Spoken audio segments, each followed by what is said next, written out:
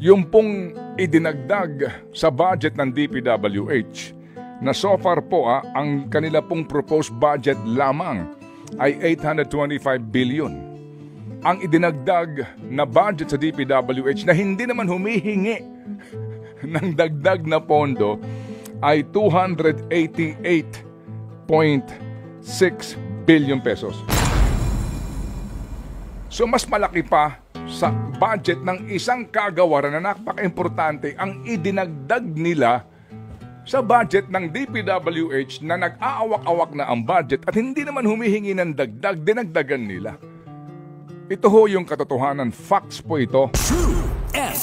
Pero ang taong bayan, tahimik lang, di ba? Parang, alam niyo ho, hindi naman sa humihikaya tayo dito ng, alam niyo na, di ba? Pero yung ingay lang po ng pagprotesta, wala eh.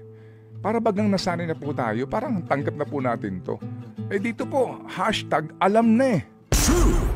Di po ba? So tayo po, hinahayaan lang natin to.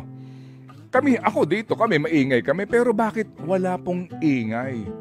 Kasi, ang mga tao siguro pagod na sa gantong uri ng balita, ang sagot nila, wala namang mangyayari dyan. Pare-pareho lang naman yan. At, opo, yung mga Pilipino, abalang-abala kung saan kukuha na makakain. Diba? At pangatlo, kasi may ayuda naman. Yun, diba? Kasi sinasanay ngayon na paulanan ng ayuda ang karamihan sa ating mga nagdarahop na mga kababayan.